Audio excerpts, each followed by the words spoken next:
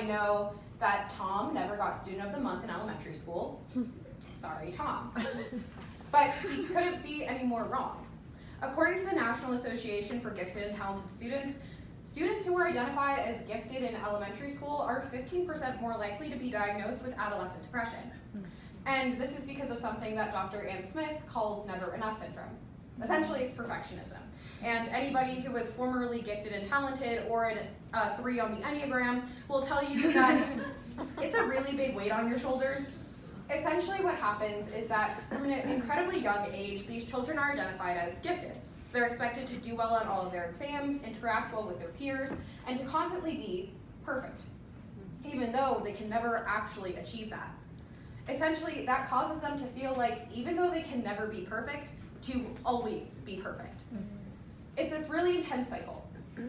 Be perfect, but then you can't be perfect, and then for the first time in your life you get a B, and then you're really, really upset about the B, and then you keep getting Bs, and then oh my gosh, you're never gonna go to an Ivy League school, and you're gonna end up speaking to a bunch of public speaking classes about why you didn't want to be gifted and talented student at this weird private Christian college.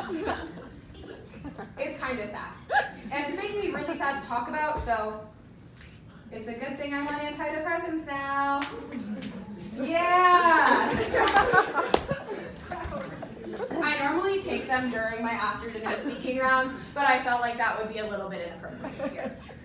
Now, there's one simple, mind-blowing solution to the issues that gifted and talented children exhibit. Everybody get in really quick, because this is going to blow your mind. We let kids be kids. The University of Connecticut did a study where they implemented what they called the school-wide learning module into 50 schools all across Connecticut and New York. And essentially what the school-wide learning module did is it let children explore things that they naturally excelled in, whether that be math, reading, writing, etc., but without the label of gifted and talented. Now, anybody who is familiar with the Gifted and Talented program knows that the way it probably worked was you were pulled out of a classroom to focus on your gift for part of the day, and then went back to your classroom for part of the day. And that's exactly what the school-wide learning module is. The only difference is that there are no labels. Kids are just allowed to be kids. It's not you're dumb if you're not gifted, or you're gifted so you're put above your peers. It's you're kids and you have natural abilities.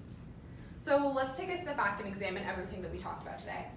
First, we went over how, to no one's surprise, gifted and talented education all comes down to a test. And even though all of the definitions that we have are really broad, there's still a lot of negative implications, included in being a gifted and talented burnout such as myself, before finally going over one simple, mind-blowing solution. Now, I know, I, as a gifted and talented burnout who's on antidepressants, is incredibly attractive to all of us. But I think something that's more attractive is a generation of children who are raised to know their worth and to value their mental health.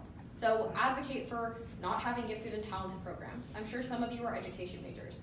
Say no to placing kids above or below one another. Thank you. Very good.